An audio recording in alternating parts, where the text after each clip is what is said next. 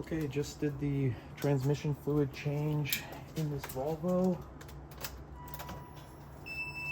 And with that, we now need to tell the TCM that it has new fluid. So we're gonna go ahead and do that real quick. You will need a bi-directional scanner, not just an OBD2 reader to do that. And essentially what you're gonna do is you're gonna go into Volvo here. So we'll work on many different kinds of bi-directional scanners. This one is a relatively inexpensive one that I got on Amazon, and I will put a link in the description so that you can see it here. We'll let this VIN scan happen, then I'll show you where you need to go.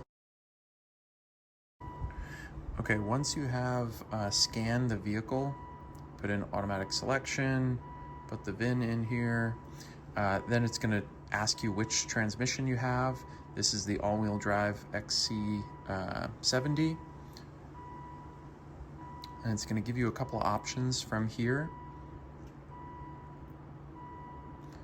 You'll have your diagnosis or hot functions. You can go to hot functions here with this one, and you're gonna go to trans adaptation, or adaption, sorry. And you're gonna reset the counter for the gearbox oil. Now there's two functions here that you'll need to do. First is resetting the fluid counter, which is what we just did. The other is you can reset the adaptation to 0. Now essentially the difference here is your fluid counter is saying you have new fluid. Your adaptation is essentially how the transmission has learned how you drive.